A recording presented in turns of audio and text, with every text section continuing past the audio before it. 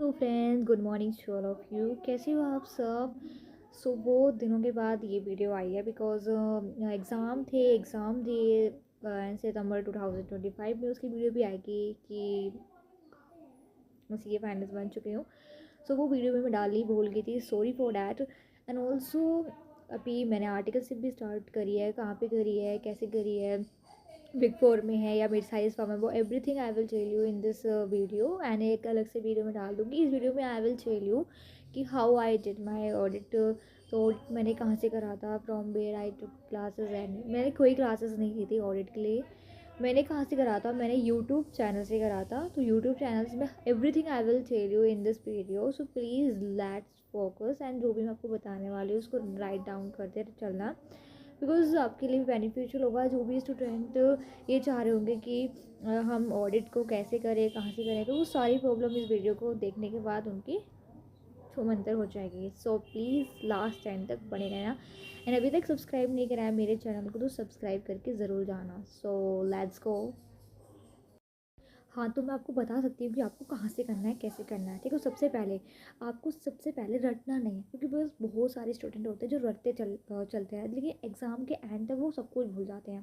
देखो, रटना मानना है ऐसा नहीं है। आपको उसकी ऑडिट के पीछे का रीज़न जानना पड़ेगा। आपको 3 थिंग्स पे फोकस करना पड़ेगा कि वाई हम ऑडिट की क्यों चेक कर रहे हैं, हाउ भी हम कैसे चेक करेंगे, मतलब हमने कोई प्रोसीजर लगाया तो हम ये प्रोसीजर क्यों लगा रहे हैं। एंड रिस्क भैया, हमको रिस्क भी देखना पड़ेगा ना। 3 चीज़ पर आपको फोकस करना पड़ेगा, how, why and this risk क्या क्या है। तो भी मैंने कैसे करा। देखो, ऑडिट को मैं स्टार्टिंग डेज पे रट रही थी, फिर ऐसे रट्टा मार रही थी, पर मेरे कुछ भी पल्ले नहीं पड़ा। तो मैंने क्या करा, मतलब 1 मंथ मेरे ऐसे चले गए थे। तो मैंने ली थी PW से क्लासेस। तो मेरे को कुछ भी समझ में नहीं आ रहा था। तो मैंने सोचा, भी मैंने डिसाइड करा कि मैं खुद से पढ़ूंगी।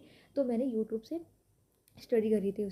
तो फिर मैंने क्या करा, मैंने क्लासेस ली यूट्यूब से। मतलब यूट्यूब से ही मैंने एक एक चैप्टर, मतलब मैं एक एक स्टैंड, मतलब चैप्टर वाइज में जो भी हमारे, फॉर एग्जांपल चैप्टर नंबर 1 हो गया तो उसके स्टैंडर्ड मैंने पढ़े, मतलब स्टैंडर्ड एज पर स्टैंडर्ड जो होते हैं ना, अकाउंटिंग स्टैंडर्ड कह रही हूँ, जो हमारी स्टैंडर्ड अकाउंटिंग है, तो उसके एज पर ऐसे। तो मैं उसके अकॉर्डिंग, मतलब जैसे फर्स्ट हमारा ऐसे ख़त्म हुआ, देन उसके बाद जो भी हो, और मैंने मतलब पहले मैंने उसको 3 या 2 मतलब 2 टाइम्स मैंने उसको अच्छी तरीके से रिवाइज़ करा। एंड उसका सिमिलरली मैंने उसको नोटबुक में पेस्ट करा, मतलब उसको लिखा कि मैं लिख लिख के प्रैक्टिस करा कि हाँ ये है। तो मैंने एज अ ऑडिटर बनकर, मतलब आपको ऑडिट जब तुम पढ़ना चाहोगे, अगर तुम्हारी कुछ प्रॉब्लम भी हो रही है ना, तुम एज अ ऑडिटर समझो कि अगर मान लो इस सिचुएशन में मैं होता तो मैं कैसे सॉल्व करता, या मैं कैसे सॉल्व करती। तो अब मतलब उस कोई भी सिचुएशन चल रही है ना, तो उस सिचुएशन में आपको अपने आप को कंसिडर करना पड़ेगा। देन आप आराम से ऑडिट पढ़ना स्टार्ट करोगे। बहुत पहले आप स्टार्टिंग के छोटे छोटे चैप्टर से स्टार्ट करो। जैसे जैसे छोटे छोटे चैप्टर स्टार्ट, मतलब आपके एंड होने लगे, तो आपका जो इंटरेस्ट है ना ऑडिट में, वो आने लगेगा। ठीक है, तो मैंने कौन कौन से चैप्टर, मतलब जो मोस्ट इंपॉर्टेंट है मैं आपको बताने वाली हूँ।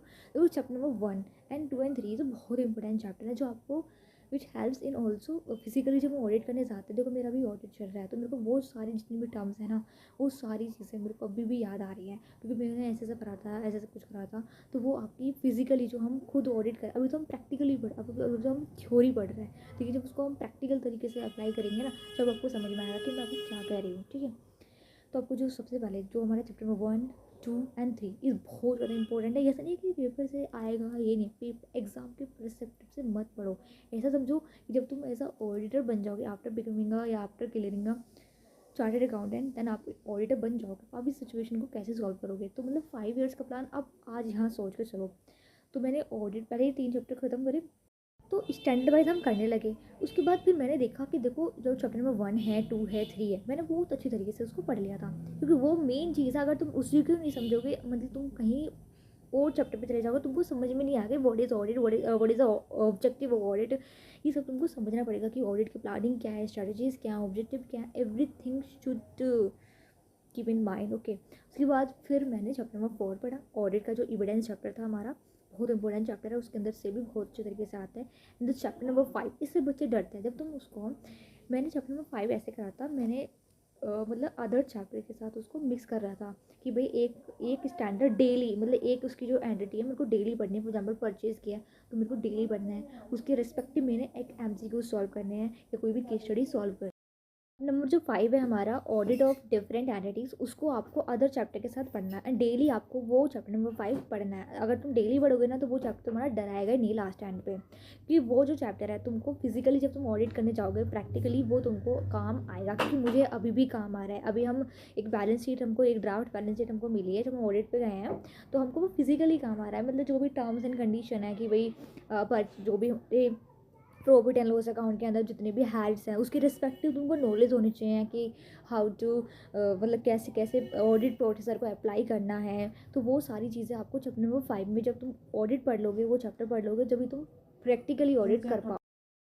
उसके बाद चैप्टर नंबर 6 आता है ऑडिट डॉक्यूमेंटेशन। देखो ये चैप्टर आपको, इससे भी नॉलेज आपको लेनी चाहिए। मतलब एवरी चैप्टर आपको कोई भी चैप्टर आपको स्किप नहीं करना है, क्योंकि ये भी चैप्टर काम का है। जब हम ऑडिट फिजिकली कर लेते हैं, मतलब जब प्रैक्टिकली ऑडिट करते हैं, एक इंटरनल ऑडिटर रिपोर्ट बनती है। मतलब कि एक ऑडिट, मतलब फॉर एग्जांपल मैं एज अ ऑडिटर हूँ तो मैं एक अपनी ऑडिटर रिपोर्ट बनाऊंगी कि मेरे परस्पेक्टिव से हर एक चीज़, मतलब कि इस पर कारो लग रहा है, कारो की एप्लीकेबिलिटी लग रही है, मतलब एंड इंटरनल फाइनेंशियल कंट्रोल लग रहा है। तो वो जो चैप्टर है मतलब ये कह रहा है जब कभी भी ऑडिटर ऑडिट करता है तो वो उसको एक वर्किंग पेपर पे लिखेगा। मतलब एक उसका एवरी डॉक्यूमेंट की, मतलब हर एक चीज़ डॉक्यूमेंटेशन में होनी चाहिए। मतलब हर एक जो भी चीज़ें हैं ना जो हम ऑडिट कर रहे हैं, वो ऐसे नहीं कि हम फिजिकली कर रहे हैं बस काम, बस बोल ही रहे हैं, उसको एक पेपर में लिखना ही ज़रूरी होगा। मतलब वो पेपर वो थ्योरी तरीके से होना चाहिए।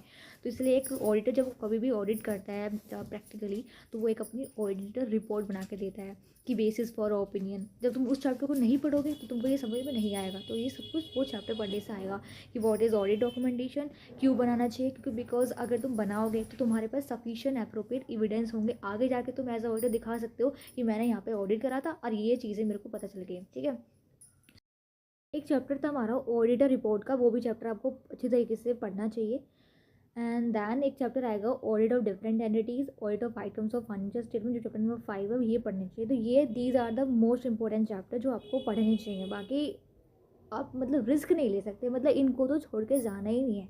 ये चैप्टर बहुत ज़्यादा मोस्ट इंपॉर्टेंट है, मैं ये आपको कह रही हूँ। ठीक है, तो ये तो हो गया कि भाई कौन सा चैप्टर पढ़ने चाहिए, क्यों इंपॉर्टेंट है, प्रैक्टिकल लाइफ में भी इंपॉर्टेंट है, प्लस एग्जाम के परस्पेक्टिव से भी वही इंपॉर्टेंट है। ठीक है, क्योंकि बिकॉज हमको ऐसा नहीं पढ़ना कि भाई हम बस एग्ज़ाम देकर आ गए बस इट्स एनफ, नहीं, हमको इस तरीके से पढ़ना है कि हम अगर आगे आगे जाके हमको ऑडिट करने के लिए कभी भी चांस मिला, मान लो after clearing a chartered accountant भाई क्वालिफाई तुम बन गए सीए, तो तुम एज अ ऑडिटर बन गए, किस्मत अगर मान लो तुम्हारी ऑडिटर बना दी तुमको, तुमको हर एक चीज़ में ऑडिट करना आना चाहिए। तो चैप्टर नंबर 5 बहुत इंपॉर्टेंट है, मैं आपको पहले बताऊँ। चैप्टर नंबर 5 एंड 6 एंड 8 है शायद, ऑडिटर रिपोर्ट बहुत इंपॉर्टेंट चैप्टर है जो आपकी डेली लाइफ में यूज़ होगा जब तुम ऑडिट करोगे। ठीक है, उसके बाद तुम कैसे पढ़ना चाहिए, जब कभी भी तुम ऑडिट पढ़ रहे हो तो आप क्या कर सकते हो, राइटिंग प्रैक्टिस कर सकते हो। मतलब एज अ टीचर खुद को पढ़ा सकते हो। आप अपने खुद के एक ऑडिट कुछ वो होता है, मतलब हमारे एक वॉइस, हाँ वॉइस रिकॉर्ड कर सकते हो अपनी खुद की, जब कभी भी तुम फ्री टाइम मिल रहा है आपको या कहीं तुम, हाँ ठीक है, उसको वॉइस रिकॉर्ड करके जब तुम उस चैप्टर का रिवीजन कर रहे हो खुद के वॉइस रिकॉर्ड सुन सकते हो। उससे ज़्यादा आपको लर्निंग पावर आपकी और अच्छी हो जाएगी। ठीक है, एंड राइटिंग प्रैक्टिस बहुत मस्ट है। जो भी चैप्टर एंड खत्म हुआ उसको 2 या 3 टाइम्स को रीडिंग करनी है, प्लस उसकी राइटिंग प्रैक्टिस कर। राइटिंग प्रैक्टिस का मतलब उसके जो भी रिस्पेक्टिव क्वेश्चन है आपके आरटीपी पीवाई क्यूज के स्टडी, जो भी क्वेश्चन है आपको सॉल्व करना है, प्लस एमसीक्यूज की कोई भी टेंशन लेने की ज़रूरत नहीं। जब तुमने चैप्टर खत्म अच्छी तरीके से कंप्लीट कर लिया है, उसकी पीवाई क्यूज कर लिए हैं, उसकी आरटीपी कर ली है, so it's and plus material तुम कर ही रहे हो। ठीक है, तो एंड हाँ, तो मैं ये कह रही थी यहाँ पे। ठीक है, एंड देन आपको क्या मतलब किस चीज़ पर फोकस और करना चाहिए। सबसे पहले जब तुम स्टार्टिंग से पढ़ रहे हो ना, तो उस टाइम पे तुमको हाईलाइट करते एक एक चीज़ हाईलाइट में, जो भी मोस्ट इंपॉर्टेंट है, कीवर्ड्स कह सकते हो या डेफिनेशन, वो आपको हाईलाइट करते चलना। प्लस उसी को उसी लैंग्वेज में मतलब रटने की, अभी कन से एक तरफ से रट्टा ही कह सकते हो उसको। कोशिश करो कि तुम्हारे दिमाग के अंदर वो घुसनी चाहिए, मतलब उसके अंदर आनी चाहिए। हाँ ठीक है, वो तुम्हारे मतलब वो तुम्हारे सब, देखो अगर कोई चीज़ तुमको रट ही नहीं रही, वो समझ मतलब, तो इसका रीज़न पीछे का ये है कि तुमने वो सही तरीके से समझा ही नहीं, उसकी अंडरस्टैंडिंग तुमने प्रॉपर नहीं ली। तो पहले ऐसा करो, पहले इसको समझो, पहले first understanding, then second try to learn, and the third try to रट्टाफिकेशन। रट्टाफिकेशन भाई लास्ट एंड आपको रट्टा ही रट्टा मारना पड़ेगा, लेकिन रट्टा ऐसा मारो जो तुम किसी को समझा सको, या वो तुम्हारे लॉन्ग टर्म मेमोरी तक याद रहे। और लॉन्ग टर्म मेमोरी जब याद रहेगी लॉन्ग टर्म के लिए, तो तुम उसको रिवाइज़ करोगे डेली बेसिस पे, तुमको ऑडिट पढ़ना ही होगा, ठीक है। अब तो एग्ज़ाम के टाइम ही आ रहा है, मई 25 जो भी होगा, सॉरी मई 26 के जो भी होगा, तो उसके लिए तुमको डेली पढ़ना है। एंड फॉर एग्जाम्पल अगर तुम कभी नहीं पढ़ रहे हो तो रिग्रेट मत करना, वो थोड़ा थोड़ा हो सकता है, लेकिन तुमको डेली बेसिस थ्रू या जो एज़ पर यो जो भी टाइम है वो डेली पढ़ना पड़ेगा। और प्लस जब लास्ट टाइम पे रिवीजन करोगे तो जो भी इम्पोर्टेंट तुमने हेडिंग्स हाईलाइट करी थी उनको पढ़ना है, प्लस प्रैक्टिस ज़रूर करनी है। बहुत सारे स्टूडेंट प्रैक्टिस नहीं करते, तो प्रैक्टिस ज़रूर करनी है, लिख कर उसको रिवाइज़ करना है, प्लस एमसीक्यू सॉल्व करने हैं। एमसीक्यू सॉल्व आप क्या कैसे कर सकते हो, जो भी केस स्टडी एमसीक्यूज़ है हमारे आईशाई के अकॉर्डिंग वो कर सकते हो, बाकी कोई करने की ज़रूरत नहीं है। प्लस पीवाईक्यू को देख लेना है, पढ़ लेना है, एक बार तो राइटिंग प्रैक्टिस मस्ट है, ठीक है। सो ये सारी चीज़ें थी।